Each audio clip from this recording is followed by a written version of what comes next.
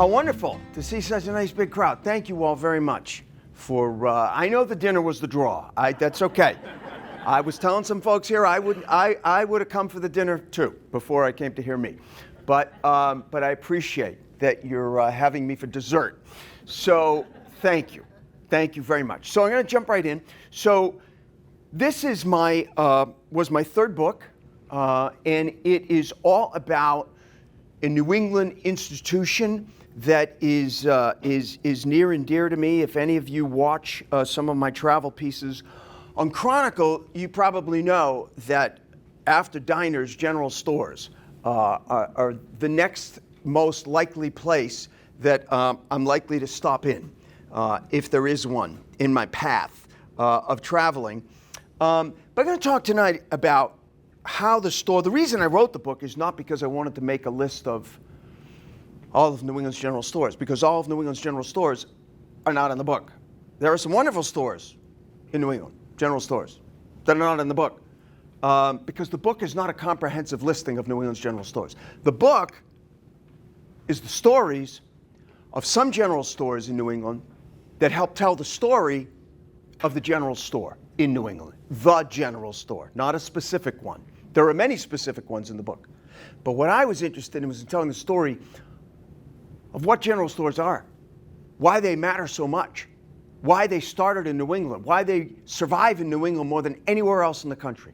You can find a general store, at least one general store in all 50 states. But in New England, we have an embarrassment of riches.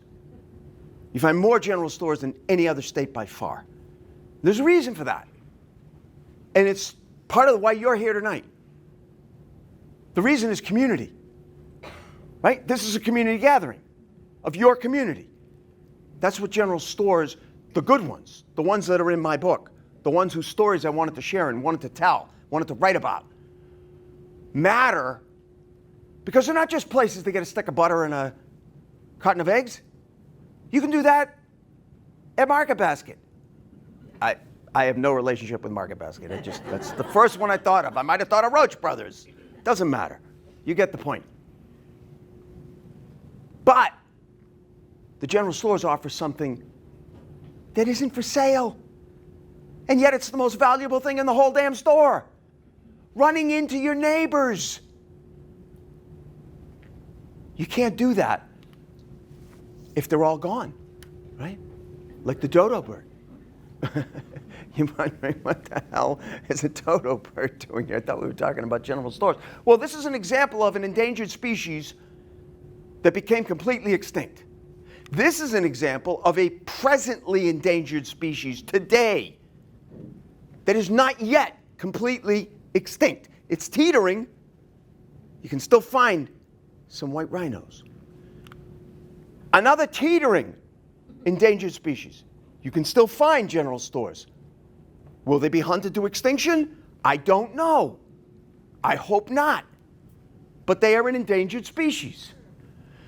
This, I mentioned Diner, my other favorite institution in New England, also like the general store, born in New England. But the Diner, who I refer to as the general store's commercial cousin, has an encouraging tale to tell about general stores.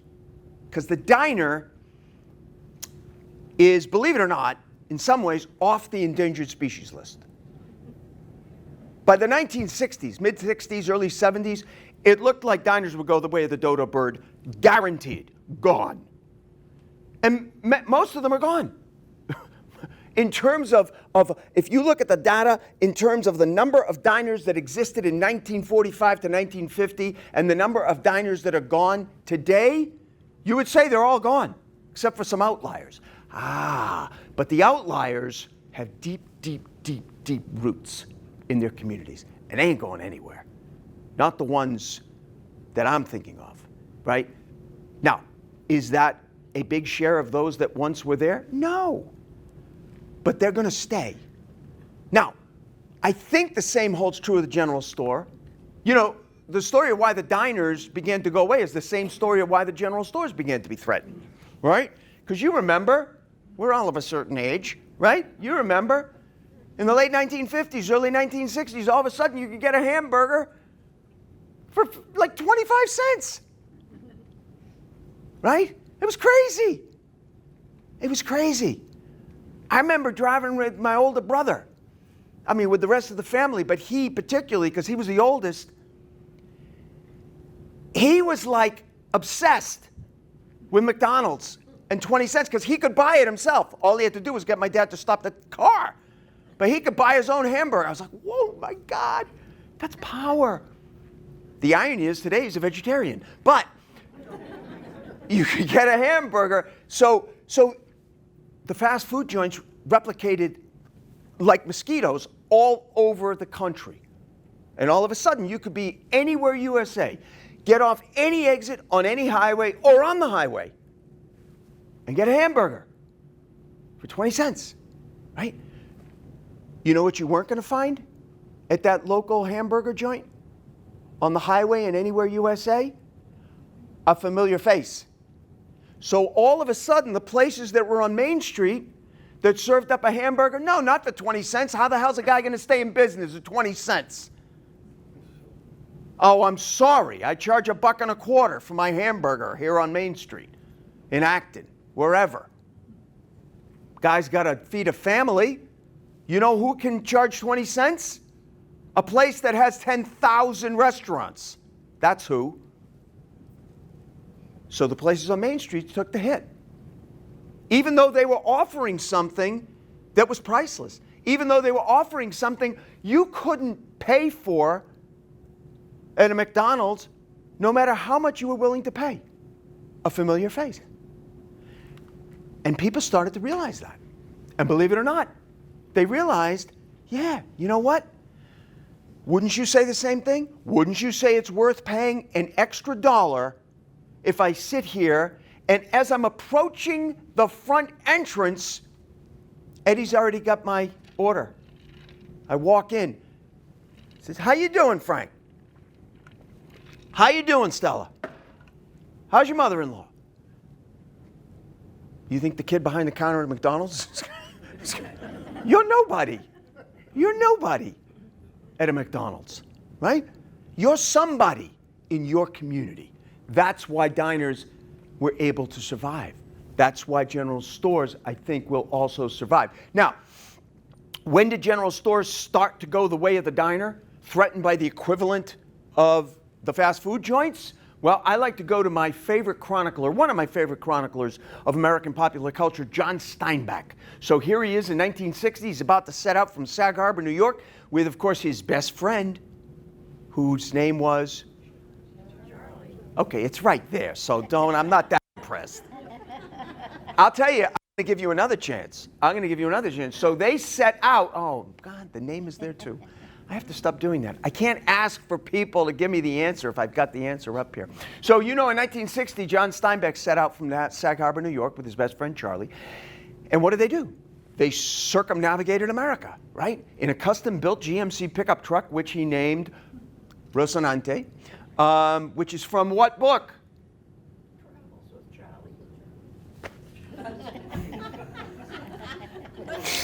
Who said that? Technically, you're 100% right. But it's a literary reference that Steinbeck chose to call this guy. It's from Don Quixote. Yeah. There you go. See, you had dinner, you came to a talk, you already learned something, and we're only 5 minutes in. So they circumnavigated America. Look what Steinbeck noticed in all the small towns he was going through, that all these small towns and villagers seemed to be getting smaller. Many of them were disappearing, and all the little stores that were so iconic, so much a part of what made small town life what it is in America, they were beginning to disappear. General stores, right? 1962. Now, when Steinbeck was growing up here in Salinas, California, this was a scene that was instantly recognizable to virtually every single American. In the late 1800s, turn of the century, into the early 1900s, this was a place, if you lived in most towns in America, you were in once or twice, if not more times a week. Again, as we said at the beginning, even if it was just to grab a stick of butter, a quart of milk, some eggs, if not more, if not just to engage in idle banter and conversation with somebody you might run into. But if you go 50 years out from that picture, 50 years out from here, it's now 1956, which is the year that a completely life-changing event happened, although we don't think of it. But it was the year, 1956, that for the very first time, a majority of Americans owned an automobile. And it changed everything. It changed the way people went about looking for work, doing jobs, changing careers, families, relationships, and it changed the way Americans did commerce. And if you go 25 years out from that picture, and now you're in the late 1970s, and because of the automobile, now you have more than 3/4 of Americans own an automobile, and you have the mushrooming of the interstate highway system. And now, if you live in one of those small towns, and this is the choice at your little local store where you might run in and grab a few things, and now there's a car parked in your driveway, and all you have to do is get in the car and drive an exit or two on the interstate, and you have this choice instead of this choice, well, that makes it a little bit tough, right? Not much of a competition. But a funny thing happened on the way to extinction. Now, it's not funny ha-ha, but it's funny fascinating. So go 25 years out or less from that picture, and now because of the car and the interstate highways, and by the 70s, late 70s, early 80s, you have not just the mushrooming of the interstate highway system, but the mushrooming of suburbia. And now, children of the greatest generation, the next generation starting families of their own, and they're living in suburban communities that are unlike anything their parents or grandparents ever knew. Houses with square footages double, triple what their parents or grandparents grew up with, all kinds of great recreational amenities in these suburban communities. And in the morning, you drive on your way to work, you pass X number of different little strip malls with X number of different options for getting a coffee or your breakfast. And it would seem like life is kind of perfect, kind of suburban utopia, right? Or is it? You know, in 1973, which is when this is all starting to happen, Life magazine published a poll, right, which a lot of Americans found disturbing. The poll showed that a majority of Americans, clear majority, 63%, said in answer to the question of how well they know their next door neighbor, 63% said they had only infrequent, sporadic, or no contact with their next door neighbor. The car had wrought changes in American life, which American life had never seen before. It's still going on, but it was disturbing and it was true. It was changing. That notion of community, these community gathering places, whether they're diners, whether they're general stores, whether they're public libraries, whether they are places like we are tonight, right? Senior centers, council on aging, they all were being threatened by the same factors. The sort of fracturing of the American community. Life, the pace of life getting faster and faster. And those opportunities to simply pop in somewhere and dwell a bit with your neighbor, with a familiar face, that was beginning to fade. That was beginning to fade. One particular American was especially concerned about this. Ray Oldenburg is a sociologist emeritus in the University of Florida. He really was the canary in the coal mine, in a way. He really understood that the changing of America's sense of community, the loss of that sense of tight-knit communities, he thought, was sure of it, that it did not augur well for the quality of life in America. He was sure that something would be lost as we lost that sense of community. So he went about more than a decade of research in America's small towns and bigger towns to really put his finger on what it was the community meant in America. Here's what he found. He coined a term that we still use today, more and more and more. Probably you've heard of it. The third place. The third place in American life. Because what he found was, no matter how free as a bird we think we are, no matter how much we travel, none of us really travel that much. We can take trips, you can take sabbaticals, take a cruise. Those figure as tiny blips in your day-to-day span of your life. What he found was there's just 3 places that we spend time. Just 3. Just 3. The first place, you can probably guess, home, right? The second place, whether we like it or not, work. The third place is not one particular place. It can be many different places, like we've been talking about tonight. It could be a place like we're in tonight, right? It could be a diner, a general store, a public library, a house of worship. It could be the neighborhood bar, where they really do know your name, for realsies, not just like on TV. They really do, right? The point is that a third place, any one of these types of places, that's a place where people really do know you. It makes you feel grounded in where you live. It affirms your decision to live where you've chosen to live. That's not a small thing. That gives us a sense of purpose, a sense of meaning, a sense of rootedness. We need those things. Those aren't extras. Those aren't extras. Those are what makes life worth living. Ray Oldenburg put his finger on that. He was a prophet. He was a seer, a very wise man.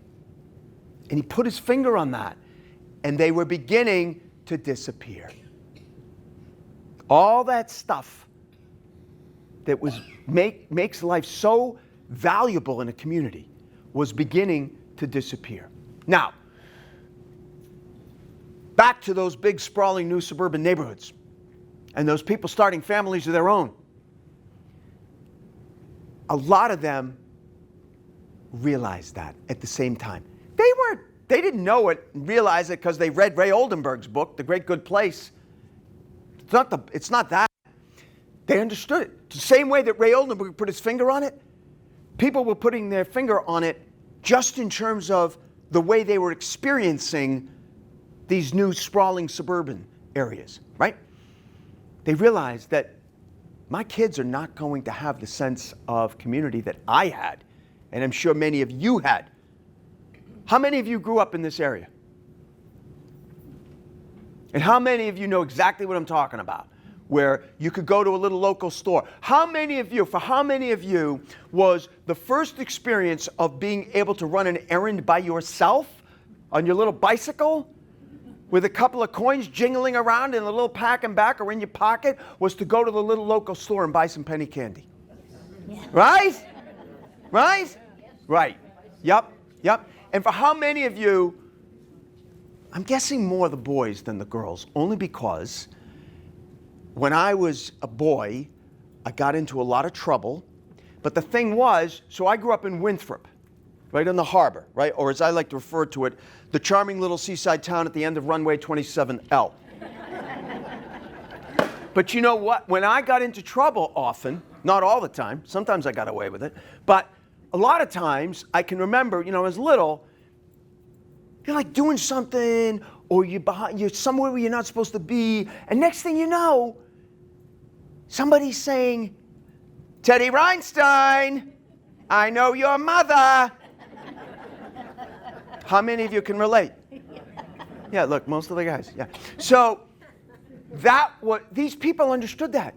In these new sprawling suburban places, they understood nobody was going to say that to my kid. You know what you lose when you lose that? That's why people don't send their kids out to play any time of day. I went out anytime I wanted. My mother was get out of here. In the summer, you're not staying in the house. In fact, I don't even want to see you till the street lights come on. And don't get into any trouble. People don't do that anymore. Because neighbors aren't looking out for people like they used to. And people started to realize that they were losing something, and look, I'm not saying it was like the great mass migration on the savannah in Africa, okay, but it was like thousands if you look at the data, thousands of people from suburban areas all over the Northeast left those suburban communities in the late 70s, mid to late 80s, and they moved in search of that sense of community that they felt they were in danger of losing. And they moved. They moved to small towns all over New England. And they found it. And they found it. They found it in places like Barnard, Vermont, which is a perfect example. Barnard, Vermont. They found this wonderful little town with a great little local library and a couple of little churches and a great little general store. And in Barnard, Vermont, the general store was the same community gathering place in 1940 as it was 45 years later, same exact scene. Except in Friday nights in 1985, Friday nights were community sing-along nights. It was the same community gathering place 20 years after that, when they added the ice cream counter in the back. And it's the same place today where Jillian and Joe Minerva are the new owners, trying to keep up that tradition. So they found it and they loved it. And a lot of these people that moved to these small towns, they didn't just talk the talk, they walked the walk. A whole bunch of those thousands who moved to small towns, they actually backed up their words with action. And a lot of them invested, even bought and took over places like these little general stores and diners to keep them going. So this is great. What's not great is that 25 years after that, some of these people themselves were getting up in age, right? And then they wanted to sell the diner or the general store to someone who would, for sure, please, by all means, I hope, I certainly expect you to keep it going. Problem. By now we're up to the late 90s, in and around 2000. And the economy's not in the same place it was when they bought these places. And they can't sell a lot of these places. And they need to retire. And a whole wave of these general stores closes all around New England. It's like a creeping shadow. If you look at the numbers, you don't see it at the time, right? But essentially, that's what happened. That's what happened. The economy was in the toilet, and these people could not sell general stores for anything. And they all, not all, many general stores closed, including the Barnard store, and a wave of others. Now, I can teaser alert, it did reopen. But it looked like that was the end. It looked like that was the end of the general store. It looked like that would be the end. Maybe a few will survive, but for the most part, the general store will go the way of the telegraph and the butter churn, and they'll be gone. And that's what would have happened. Sometimes it really does take a village. It certainly was the case in Acworth, New Hampshire, where I will be in 3 weeks. It certainly is the case in Acworth, New Hampshire. Because in Acworth, New Hampshire, they were also faced with losing, and they did lose. They did lose. They lost their historic general store. The single gathering spot for the entire town. And the people who'd owned the store for over 35 years couldn't sell it, couldn't run it anymore, and it closed. And so South Acworth had to deal with the fact that they had just lost their community gathering place. It was gone. It was gone. And people complained, and people cried, and people whined, and people opined, and they were trying to figure out what could we do. They had many, many, many community meetings with suppers just like you had. But instead of coming and listening to someone talk, they had to listen to everybody talk. So look at the bright side. And they couldn't seem to be able to sell the store. They tried everything. They put their money together. They bought ads in the Sunday New York Times. That's not cheap. But it didn't net a buyer. Finally, one night, a woman spoke up and she said, listen, call me crazy, but she said, we have put our money together already to try to find a buyer for the store, and it doesn't work. What if, she said, what if we put our money together and we buy it ourselves? I know, she said. It sounds very socialistic. But she said, so what? We do this all the time. She pointed out, we do this all the time. We put our money together to help a family in need.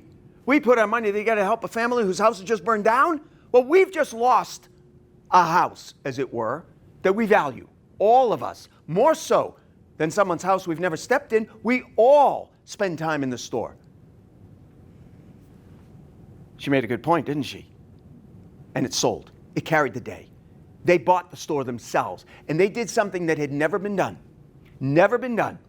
A town had revived its own general store by taking it over as a town, collectively, right? They ran it like a food co-op.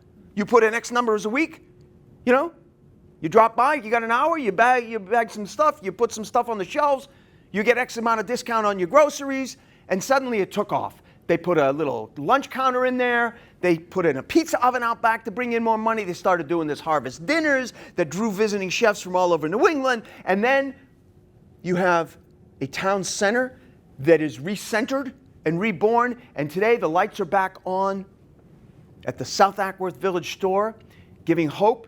Now, in Shrewsbury, Vermont, the companion story to the Ackworth, New Hampshire one, is a great story.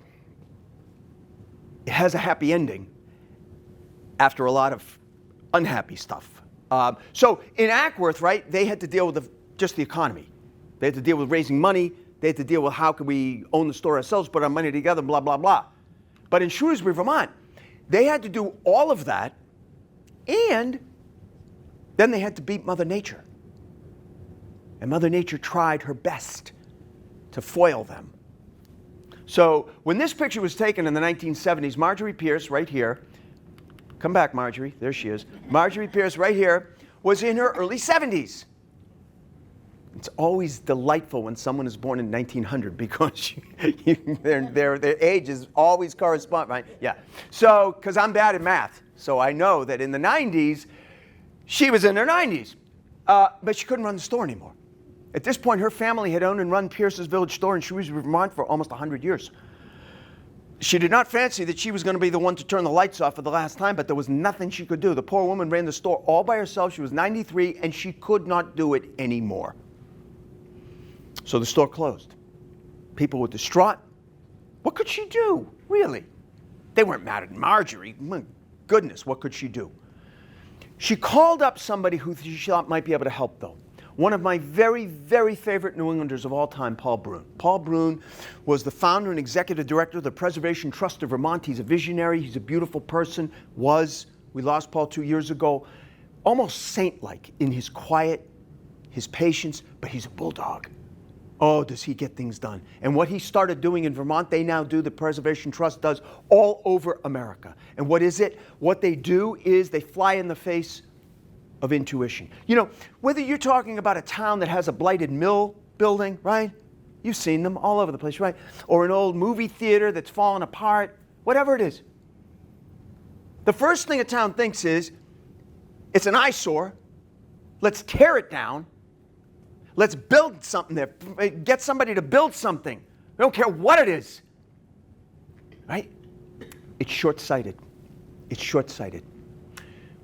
What the Preservation Trust has been able to prove to cities and towns across America is, yeah, look, some things have to come down. If something's, too dangerous, it's got to come down. But you know how many towns and cities there are around New England? I know you know. That would have loved to have torn down their blighted mill buildings that all through the 60s and 70s and early 80s were nothing but a haven for crime and kids and drugs, right? Most of them couldn't afford to tear them down. They were not built to be torn down, frankly. And they couldn't afford it.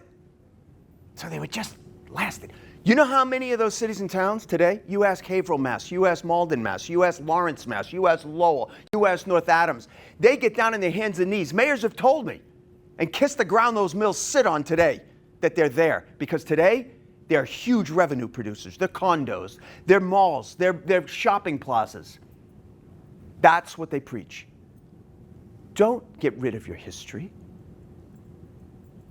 Preserve your history. It will pay you back. And that's what they help cities and towns do. That's not what Marjorie Pierce wanted to talk about. But she called Paul. She said, Paul, I need to talk to you. So Paul, being the kind of guy he is, jumped in his beat-up Prius. He really drives a beat-up Prius. And he drove down from Burlington, and he said, what can I do for you, Marjorie, dear? And she said, Paul, I need to reopen the store. He said, Marjorie, how are you going to do that, dear? She said, I'm not going to do it. You are. And he said, I don't follow. So she said that I'm going to give you the store. And even though you don't deserve it, I'm going to give you $10,000, which is pretty much all the money I have, but I don't expect to need it too much more. Well, Paul had to explain to Marjorie that the Preservation Trust of Vermont does not own property. Not one piece of property does it own outright. He explained to her that we help cities and towns develop their own properties. We help them take ownership of their historic properties. We help them raise money. We help them find loans. We help them find state funding, federal funding, donors. We don't own property, Marjorie. And she said, piffle. So to make a long story short, this little tete-a-tete lasted about another 30 minutes, and it may not surprise you that when Paul Brune got back in his beat-up Prius and drove back up to Burlington, the Preservation Trust of Vermont owned its first piece of property outright. To hear Paul tell it, he said, you try saying no to Marjorie Pierce when she's in a fettle. So that's a great New England word, fettle. So they owned it. Now, he wasn't going to run it. So he came back down to Shrewsbury, Vermont, about 2 weeks later, and he told the local historical folks, it is true, the Preservation Trust holds the deed to the store, but we're not going to run the store. This might be the last time you ever see me, in fact. They said, who's going to run the store? And just like Marjorie, he said, you are. So they got over their shock, and he explained to them, they've done this before, we're going to help train you. You're all going to pitch in. You're going to learn how to run a store. You're going to learn how to inventory. You're going to learn how to order. You're going to learn how to... Look, they completely renovated a 100-year-old general store. And I think they did such a beautiful job. To me, that looks like what you get if you spend $1.5 million on a Hollywood set designer to design a set for a New England general store.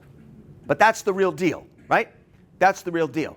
And they were able to reopen the store. Now, it didn't go without a hitch. Mind you, this is a town of under 900 people, and they raised $65,000, which is pretty good. And right before the store was set to reopen, they went back before the town, and they asked for another $2,500. A lot of grousing, a lot of griping, a lot of bickering, a lot of, Marjorie Pierce never needed emergency generators. But they explained, if we're going to be the general store of the future, if we're going to be a place that the community can gather no matter what the weather, the worst that a Vermont winter can throw at us, people need to know we will be able to be open and the lights will be on, and we need emergency generators for that. Well, they came up with it. They got the emergency generators, they reopened the store, and all was whole again in Shrewsbury, Vermont. Now, they raised the money. Remember I said they also had to stand up to Mother Nature? Oh, did they ever. Yeah, because 2 years after they reopened in 2011, Vermont was visited by its worst natural disaster in the history of Vermont, Hurricane Irene, which barreled into the Green Mountain State. Torrential downpours, flooding, 200-year-olds covered bridges, swept away like so much driftwood. The lights, the power went out all over Vermont, including little Shrewsbury, Vermont, except at one little spot.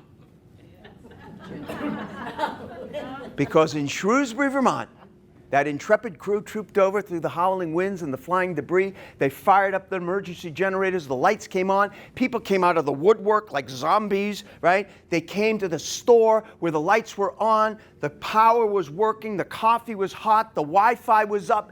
And guess what? Nobody's ever bellyached about the emergency generators ever again. So we are already up into now the mid-2000s in our story, and we're now at a point where the economy is doing better. So now, after these two stores led the way for how a community could come together to save its own general store, now this is a period when some lucky individuals, some fortunate individuals who can afford it, are saving general stores as individuals. And, I think it's important to remember that some of these folks deserve a lot of thanks, like the most unlikely general store owner in America, Steve Carell, who saved and bought and saved and preserved the great Marshfield Hills General Store.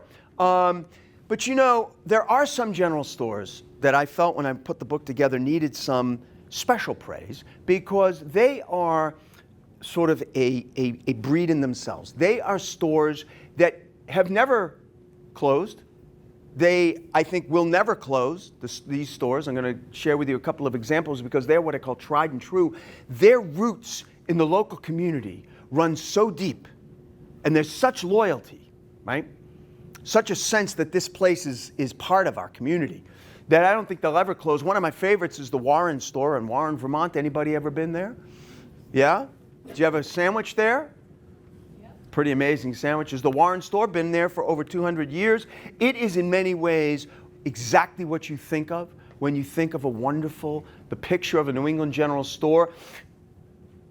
The wood stove in the Warren store, which is as tall as a person, nicknamed Bernie. If you're wondering, the answer is yes. It is named after Bernie Sanders. He won a stove naming contest at the Warren store. I don't think he should have been eligible. But anyway, he won the stove naming contest. This is one of my favorite chapters in the book, which is called One of a Kind. My favorite because it includes everything we've just been talking about. These are some general stores, very rare, very few, that are all of the above. They are tried and true. They are stores that are deeply, deeply woven into the fabric of their respective communities. They are stores that will never close. These stores are so much a part of these communities, the community will close before the store does. But they also have something about them. There's something about each of these stores, one of a kind, that makes them unique in the whole world of general stores. Long as we're in Vermont, in Norwich, Vermont. So Norwich, Vermont is in the Upper Valley area of Vermont, right? Like the Upper Valley in New Hampshire or in and around Dartmouth. Goes across the Connecticut River. On the Vermont side, you will find Norwich, right? On the other side of the river there. And you will find on Main Street in Norwich, Dan and Wits. Dan and Wits, amazing general store. Dan and Wits was actually two guys who were classmates in high school in the 1930s. They were working at the store at that time while they were in high school, and by the 1950s, they owned the store. They did very well. They did so well, they put this sign in the window. I don't think they made it up, but you get the point. You get the point. It had a little bit of everything. So here's, you're wondering what makes, they did very well, and they wanted to expand. They were doing very well, and it was a tiny little store, and they wanted to expand. Here's the problem. They couldn't expand on this side, right? I don't want to block anybody here. They couldn't expand on this side because the Norwich Inn is here on this side. They couldn't expand on the other side because there's a street and a park. So the only way they could expand was right behind the store in this sort of very thin rectangular, almost an acre. So it's not little. So that's what they did. So you're wondering what makes Dan and Wits one of a kind. Well, when you walk into Dan and Wits, this is what you see. And it looks very much like your average general store. It's a little bit close, it's a little bit cozy, it's a little bit claustrophobic, you know, everything just kind of pushed together. But if you went to the left of where this guy and his son are standing, you can't see it, but the butcher counter is there. And next to the butcher counter, there's a door. There's no door on the doorway. I don't even think there's a sign. But if you walk through that door, you're in a completely different place. You're in the back. The back, as they call it. And this is what the addition was. And if you look up at the ceiling, you get a sense of how huge that is. It actually feels like more of like a big box store in the back of a little general store. Like a big box store was grafted onto a little tiny store, right?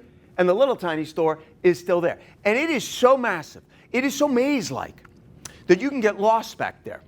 And I am big enough and comfortable enough in myself to admit that I did.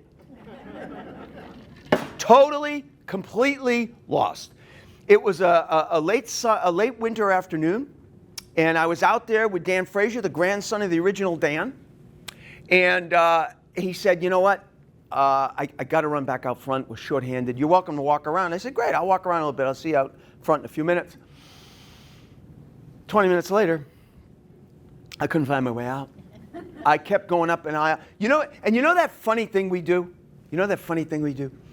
If you like you could be inside somewhere looking for a doorway in an office building or something, or you could be but we do that funny thing where when you're lost, you start walking faster. Why are you going to find something you can't find? Because you're walking faster. So you can get to where you don't know where you're going quicker. What is that, right? But that's what we do. So that's what I was doing. I was like tearing up and down the aisle. And I couldn't find my way out. And I finally did. And I went out to the front and I said, Dan, congratulations. I just got lost in the back of your store. And he said, oh, please, happens all the time. I said, really? Oh, he said, please, all the time. I said, seriously? He said, oh, please. He said, I would say twice a week. We'll go out back when we're closing up at 9 o'clock and there's some like 10-year-old kid walking around. I said, Dan, that's not good. He said, I'll tell you what's really not good. Half the time we know for a fact their parents left like an hour ago. That is really not good. I left that out of my story when I originally did it. I didn't want DYS to come and shut them down. But my other favorite one of a kind is in Windsor, Maine. Windsor, Maine, where Harlan Hussey, looks like Hussey, German immigrant, pronounced it Hussey, had a similar story like Dan and Wit. Opened his little garage-like general store in the 1930s, did very well. By the 1950s, he too wanted to expand. He too could not expand on either side, couldn't expand in back, it's wetlands. His only option for expanding was vertically, so he did. So you're wondering what makes this one of a kind. Well, in 1957, the 3-story, one entire floor underground, one floor ground level, and one floor on the second floor, the 3-story Dan and Wits opened. You can literally find anything you can imagine short of an airplane in Dan and Wits. But imagine that you're going in there just to buy a pair of bootlaces or a lamp wick for your camping lantern or something small, right? Do you know what it's like to troop through 3 floors in a place like that, looking for something small? So they help you out. When you walk in, I'm going to show you right now, they've got this big, huge guidepost that has all the departments. Now, if you don't cheat and you start reading from the bottom up, I think you will appreciate the maximum humor of what makes Hussey's General Store in Windsor, Maine, one of a kind, right? So you walk in, and there you go. All right, wood stoves, home and garden, plumbing, electrical paint, hardware, camping gear, fishing, hunting supplies, guns, bridal gowns, clothing. Wait, what? Hussey's in Windsor, Maine is, as far as the research shows, the only general store on the face of the earth that sells the combination of guns, gowns, and beer. Won't find that anywhere else, no matter how hard you try. And on her wedding day, Harlan Hussey's granddaughter, Kristen, had some fun with that. So here is the lovely bride and the groom. The bride's holding a 6-pack of Schlitz and her bouquet, and the groom is holding a brand new 12 gauge. So there you go. There you go. So I'm going to finish with sharing with you my favorite general store. My favorite general store. And it's not my favorite because it's so different than any other general store. It isn't. It's not because it looks different than any other general store. It looks very much the same as 9 out of 10 general stores around New England. It doesn't sell anything that's particularly different. It's not like Hussey's. There's no bridal gowns. There's no guns. So it's not that it sells something different. What makes it my favorite general store is that it has survived at all. That it is here today. Because it shouldn't be. Not because people don't want it to be, but because by what's happened in its history, it shouldn't be here anymore. So the Putney General Store has sat in the exact same spot above Little Sackett's Brook in the middle of Putney, Vermont, for over 200 years. And the amazing thing is, talking about how ingrained this general store is in the life of Little Putney, Vermont, in over 200 years, There have been 12 owners. Think about that for a minute. 12 owners in over 200 years. Because the owners, like A.M. Corser, also felt the same reciprocal loyalty and sense of community with the town. It's always been in the same place. It's always looked very much the same, right? Look at that. Except when it didn't. Sounds like a riddle. I wish it was a funny riddle. Nothing funny, though, about the night of May 3rd, 2008, when a fire broke out on the 3rd floor of the Putney General Store, faulty wiring, fire broke out, 1 o'clock in the morning. Thank goodness for volunteer fire departments. Because, you know, with a volunteer department, fire gets put out only as fast as the crew can be mustered to get there, right?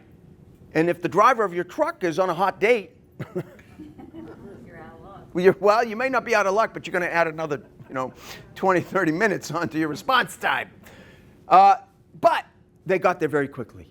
And I know it looks bad, but they were able to save almost 2/3 of the building. That's the good news.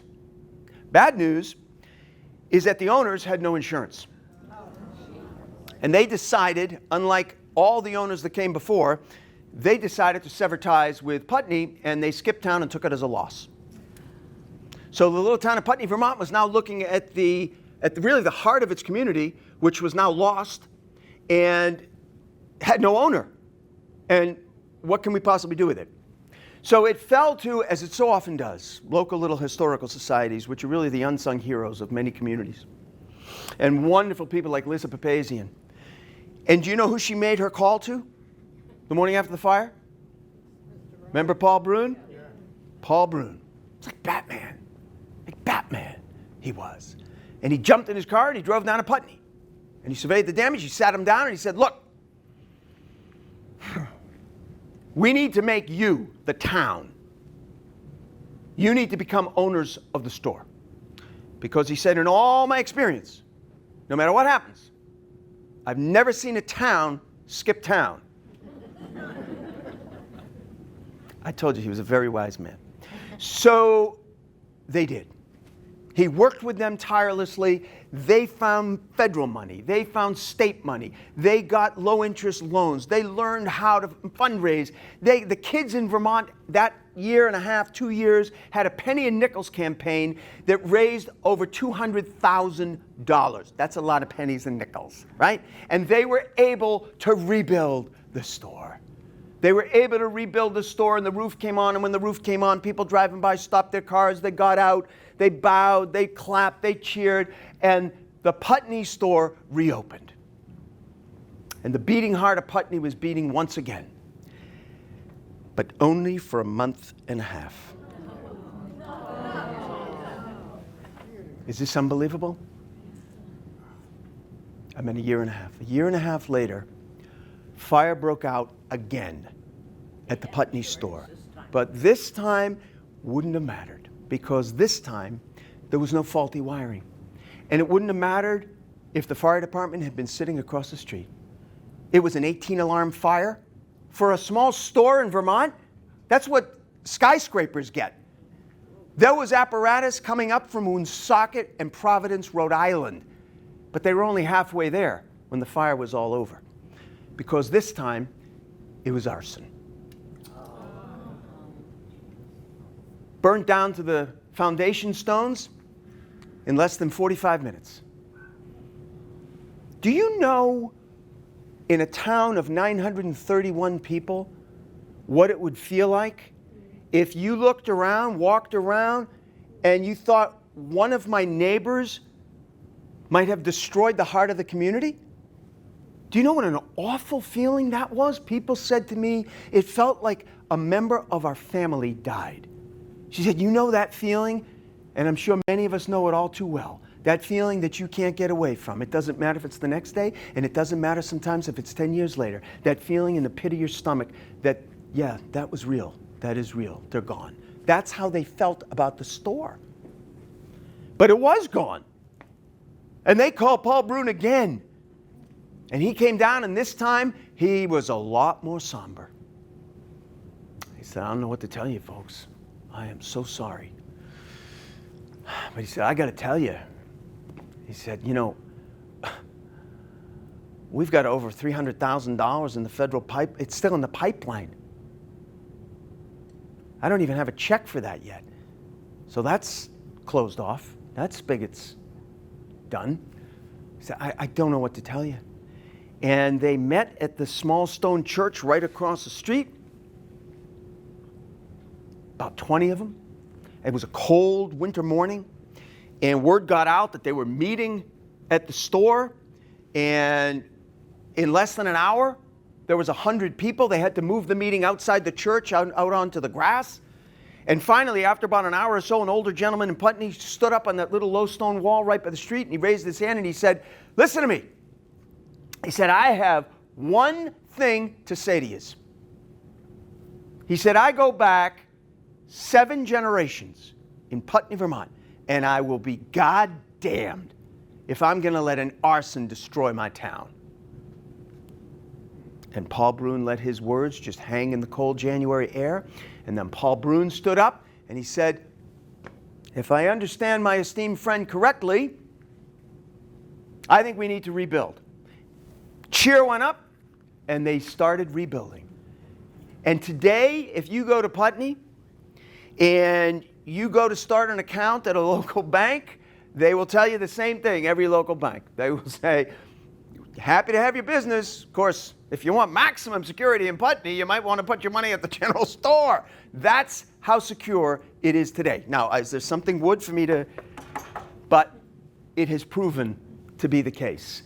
They were able to rebuild the store bigger and better, and it is truly about perseverance, as Paul Brune put it so well in Putney. And you know, as I finish, I do want to point out 2 things, just as I wrap up.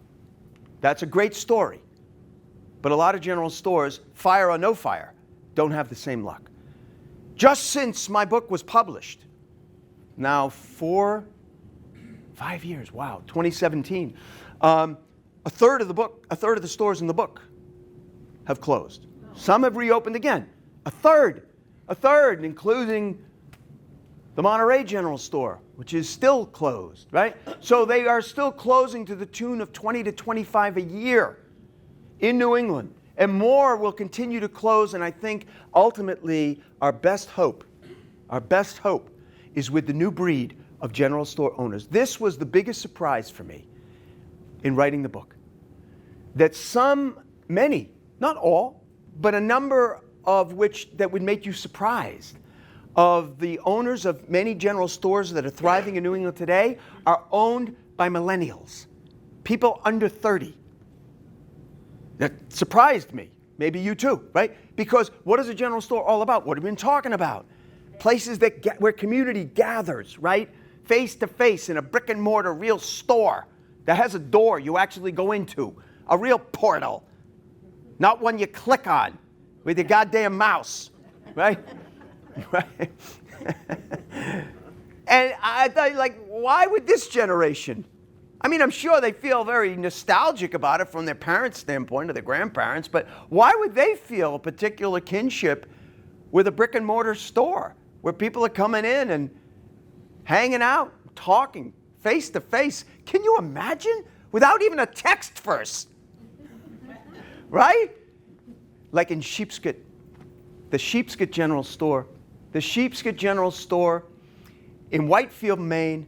Taryn and Ben Marcus are my favorite poster children of the new breed of general store owners. First of all, these are 2 people that are not only millennials, they never, ever had any interest or thought of running a general store. They're farmers. You're looking at 2 farmers, literally. They met at agriculture school in Washington State. Ben's family was from Whitefield, so when they graduated, they came back to Whitefield, Maine, hoping they might be able to scrape together a few bucks and be able to buy an acre or 2 of land. Nothing doing. Land in central Maine is very, very expensive. And they weren't able to buy a single acre. They tried. One day a guy came up to him and he said, hey, listen, guys, you don't know me, but I know that you have been looking for some land. Hear me out. He said, I am prepared to give you 5 acres of prime organic farmland. And Taryn and Ben said what I bet almost every single one of you and me would say, which is, what's the catch? Exactly what they said. And he said, yes. There is a catch. He said the catch is, there's an old general store on the property, Sheepscot General. He said, it's been my project for years and years and years that I would reopen the store. I don't think I'm going to do it. But if you will reopen the store, keep it open for 2 calendar years, the land is yours forever, even if the store closes. And they still deliberated. That's how much they didn't want to own a store. So finally they thought, you know what? Let's do this. Let's do it, but let's do this. They thought, let's just buy stuff that we like to eat. That's it. No, because they thought when the store closes, like it's bound to, we won't have to go food shopping for a year and a half. Win-win. So they did. The problem was, the store didn't close. The land did produce organic produce, carrots the length of your forearm. And all of a sudden, people were lining up every single Friday morning to buy their fresh produce. And then Ben and Taryn turned to each other and they said, this is nuts. What if we could open up like a little cafe inside, and instead of each one of us driving 100 miles a week to hit every single farmer's market in southern New England, which is what you got to do today, what if we could use our own produce and cook with it? And they did. And they did. And then people were lining up every single morning to have breakfast or lunch at the Sheepscot General Store. And then they just went crazy. Then they went crazy. Then they started offering things that had never been offered at a general store in human history. Yoga classes, Lamaze classes, a small lending library, meditation, wine tastings, open mic night. Can you imagine walking into the Barna General Store in 1940 and saying, Clem, the hell's an open MIC night? But guess what? It took off. It made people feel like the store was answering all of our needs, young families, older folks who remember the original store. And it completely took off. It is doing fantastic today. And that new breed of general store owners gives us hope, like the reopening of Hope General, right?